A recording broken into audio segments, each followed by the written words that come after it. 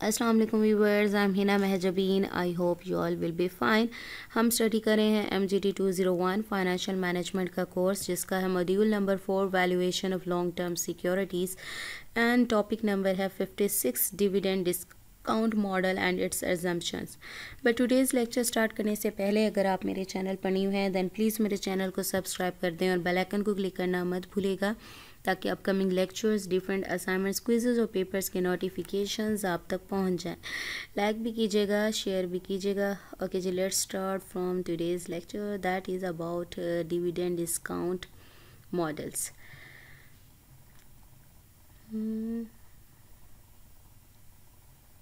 Okay जी, for the calculation of intrinsic value of a security we use dividend discount model। previous lectures में हमने intrinsic value के बारे में पढ़ा था, यानी true value of security, यानी ट्रू वैल्यू जो एक्चुअल वैल्यू होती है किसी भी सिक्योरिटी की, तो उसे हम इंट्रिंसिक वैल्यू कहते हैं। और हम देखना चाहते हैं कौन सी बॉन्ड या फिर कोई सिक्योरिटी कितनी प्रॉफिटेबल है, तो हम क्या करते हैं, उसकी प्रेजेंट वैल्यू यानी इंट्रिंसिक वैल्यू फाइंड करते हैं। तो जिससे हमें पता चलता है कि कौन सी सिक्योरिटी हमारे लिए बेनिफिशियल होगी यानी प्रॉफिटेबल होगी इन फ्यूचर। तो इसको कैलकुलेट करने के लिए आप क्या यूज़ करते हो, डिविडेंड डिस्काउंट मॉडल यूज़ करते हो। As this dividend discount model as its name suggest is related to calculating the discounted value और द प्रेजेंट वैल्यू। यानी आपकी, अगर मैं आज की बात करूं तो कोई भी सिक्योरिटी है तो उसकी प्रेजेंट वैल्यू या फिर फ्यूचर में जाकर उसकी प्रेजेंट वैल्यू फाइंड करूं, तो मैं क्या है तो उसको इंट्रिंसिक वैल्यू यानी फाइंड कर सकती हूँ कि कितना ज़्यादा प्रॉफिटेबल है मुझे ये बॉन्ड या मुझे ये सिक्योरिटी चूज़ करनी चाहिए या यहाँ पर इन्वेस्ट करना चाहिए या नहीं करना चाहिए। तो मैं ये प्रॉपर गुड डिसीजन ले सकती हूँ ताकि मुझे आगे जाकर कोई लॉस ना हो। इंट्रिंसिक वैल्यू के बारे में प्रीवियस लेक्चर में मैंने इतने ज़्यादा डिटेल में बता दिया था, तो आप वो सुन सकते हो। As we have discussed in the time value money और future dividend that will be generated by an equity security. Equity security equity के बारे में भी हमने प्रीवियस लेक्चर में पढ़ा था। यानी यहाँ पर बात हो रही है ये फ्यूचर डिविडेंड्स की जो मनी है, यानी टाइम वैल्यू मनी का जो टॉपिक था, यानी मॉड्यूल नंबर 2 था, तो उसमें फ्यूचर डिविडेंड्स क्या पढ़ा था, जिसमें हम क्या है इक्विटी सिक्योरिटी से फंड जनरेट करते थे। But although the term dividend discount model seems to be applicable only to equity securities, ये इक्विटी सिक्योरिटीज़ को के लिए एप्लीकेबल होते हैं। But we can also use it for bonds we will do not have dividend but interest. अच्छा जी, जो bond है वो डेब्ट होता है या डेब्ट से रिलेटेड है। यहाँ पर इक्विटी की बात हुई है क्योंकि डिविडेंड डिस्काउंट मॉडल एप्लीकेबल होता है इक्विटी सिक्योरिटीज़ को, और जो बॉन्ड है वो डेब्ट सिक्योरिटी है, इसलिए यहाँ पर कहा जा रहा है कि ये बॉन्ड के लिए भी यूज़ होता है। बट यहाँ पर जब हम इक्विटी सिक्योरिटीज़ की बात करते हैं यानी डिविडेंड डिस्काउंट मॉडल के लिए इक्विटी सिक्योरिटी की बात करते हैं, तो यहाँ डिविडेंड का वर्ड यूज़ होता है। लेकिन अगर हम बॉन्ड की बात करें, यही डिविडेंड डिस्काउंट मॉडल अप्लाई करते हैं, तो उसके लिए जो वर्ड है वो इंटरेस्ट यूज़ होगा। The term dividend simply mean the distributive profit. When a company distributes profit, then such profit is called dividend. यानी इंटरेस्ट तो होता है ना एडिशनल अमाउंट, यहाँ पर है डिस्ट्रीब्यूटिव प्रॉफिट, यानी प्रॉफिट डिस्ट्रीब्यूट करती है कंपनी, उस जो प्रॉफिट डिस्ट्रीब्यूट करती है उसे हम डिविडेंड कहते हैं। डिस्काउंटेड डिविडेंड मॉडल की बात हो रही है, तो यहाँ पर word discounted dividend simply means that such dividend which we will receive after some time period. if we calculate present value today, then what will be that value, and that is called the discounted value of the dividend। अब discounted dividend को simple word में अगर मैं define करूँ तो वो dividend जिसे मैं कुछ टाइम पीरियड के बाद, यानी पहले से ही स्पेसिफाई किया जाता है जितने टाइम पीरियड के लिए आपने वो सिक्योरिटी परचेज़ की है, तो हो सकता है आफ्टर 1 ईयर की बात हो रही हो, 2 ईयर, 10 ईयर, 5 ईयर, कुछ भी टाइम पीरियड हो सकता है जो पहले से डिसाइडेड है।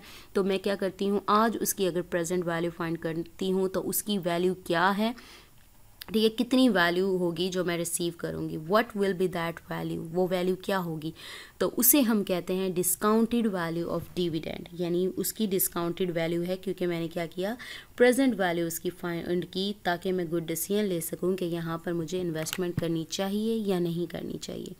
And intrinsic value is actually based on these discounted amounts of dividend and that's why it is called dividend discount model. Intrinsic value के बारे में बताया था, the true value of security security यानी ट्रू वैल्यू के आप present value find करते हो, देखते हो प्रॉफिटेबल है या नहीं है, ज़रूरी नहीं है। मैं हमने पढ़ा था price, knowing the price of a security is not enough, यानी सिर्फ प्राइस को जानना। ऑस्कर वाइल्ड की आई थिंक हमने बात की थी, तो उन्होंने कहा कि प्राइस का जानना ज़रूरी नहीं है बल्कि उसकी वैल्यू का भी पता होना चाहिए। जब तक हमें उस सिक्योरिटी की वैल्यू का नहीं पता तब तक हम राइट डिसीजन नहीं ले सकते। तो अगर हम ले भी लेते हैं जस्ट प्राइस को देखकर तो हम लॉसेस में जा सकते हैं। तो इसके लिए क्या करना होता है, जब हमने ट्रू वैल्यू फाइंड करनी है तो हम क्या करते हैं, इंट्रिंसिक वैल्यू फाइंड करते हैं। और जो इंट्रिंसिक वैल्यू है वो बेस करती है discounted amounts of dividend per, यानी कितनी अमाउंट आप लोगे प्रॉफिट यानी डिविडेंड की उस टाइम पीरियड पर जिस टाइम पीरियड के लिए इशू की गई है सिक्योरिटी, और इसलिए हम इसे कहते हैं डिविडेंड डिस्काउंट मॉडल।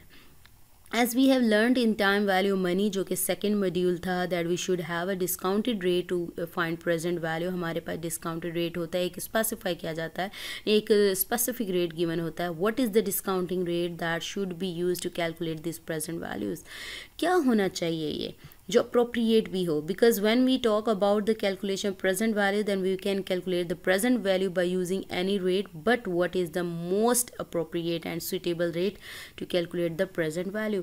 हम चाहें तो अपनी मर्ज़ी से कोई भी रेट लेकर जो है डिस्काउंटेड पीरियड या प्रेजेंट वैल्यू फाइंड कर सकते हैं, बट हमने ये चीज़ भी देखनी है कि कौन सा कितना रेट जो सुटेबल होगा, यानी मैं डिमांड करूं यानी कितने रेट पर, यानी अगर मैं किसी को चीज़ देती हूँ या लेती हूँ उधार पर, लैंडिंग बोरोइंग करते हैं, तो कितना रेट है मैं उसे क्लेम करूँ, मैं उसे कहूँ कि मुझे इतना रेट तुम दोगे, रिटर्न या प्रॉफिट डिविडेंड दोगे, या फिर मैं लूँगी या फिर दूंगी, इस तरह से। तो वो रेट स्पेसिफाई करना उसे हम कहते हैं रिक्वायर्ड रेट ऑफ रिटर्न, जो मैं अर्न करना चाहती हूँ अपनी इन्वेस्टमेंट पर।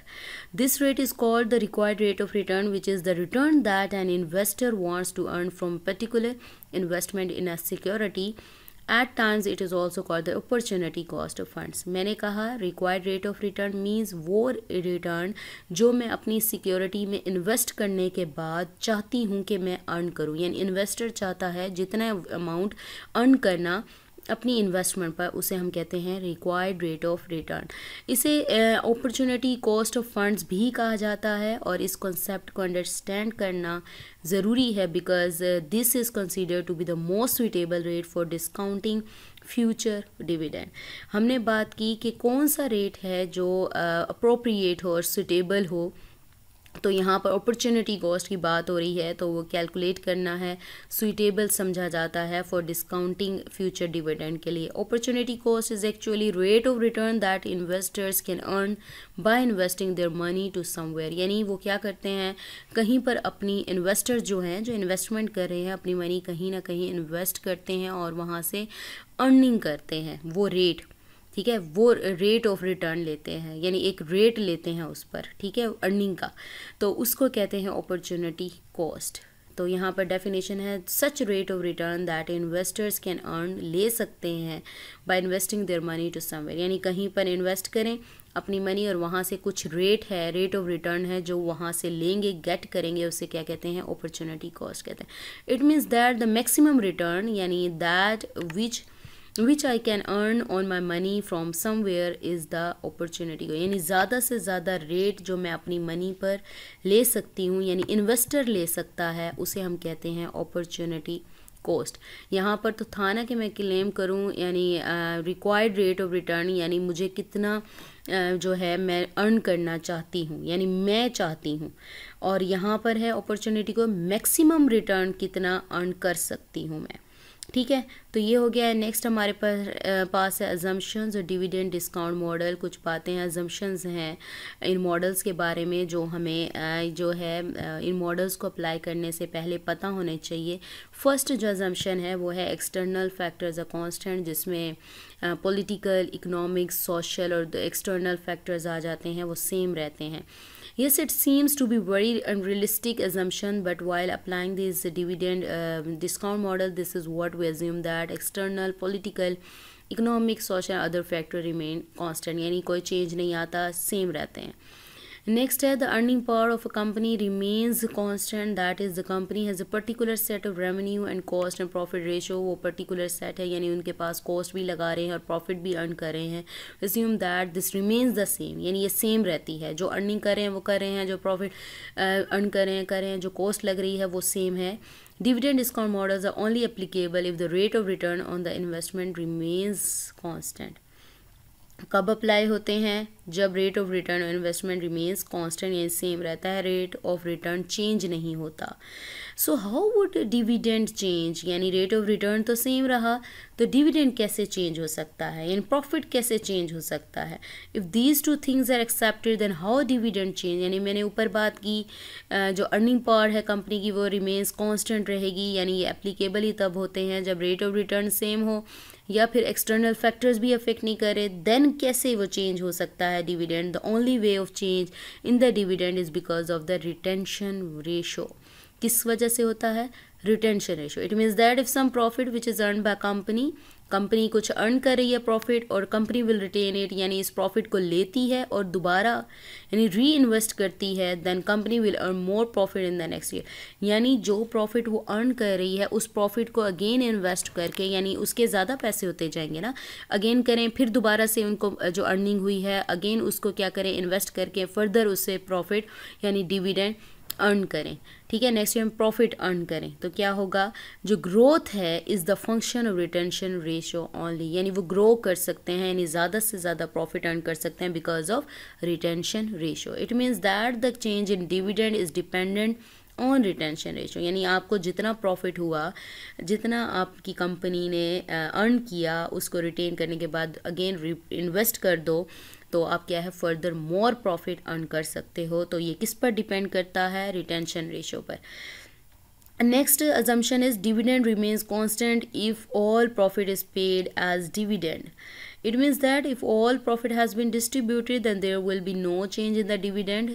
जब सारा डिविडेंड आप कर देते हो, डिस्ट्रीब्यूट कर देते हो तो क्या होगा? डिविडेंड में चेंज नहीं आएगा because what ever is the first year dividend will always be the same considering the assumption that we have just talked about. मैंने ऊपर बात की यानी सेम फैक्टर्स हैं तो डिविडेंड जो फर्स्ट ईयर है तो सेकंड ईयर भी वही रहेगा क्योंकि उसने बात की थी कॉस्ट एंड प्रॉफिट रेशो वो कांस्टेंट हैं. ठीक है. Another assumption is that all these organizations whose securities are valued are going concern and that are not likely to go into winding up or liquidation. इस बारे में मैं already आप लोगों को liquidation winding up ये एक ही बात है. ठीक है, इसके बारे में मैं going concern के बारे में भी डिटेल में बता चुकी हूँ. And finally, we also have the assumption that if there is a growth in dividend, which we will talk about in detail in later modules, growth in dividend के topic हम next जो modules हैं हमारे topics हैं उसमें इंशाल्लाह discuss करेंगे.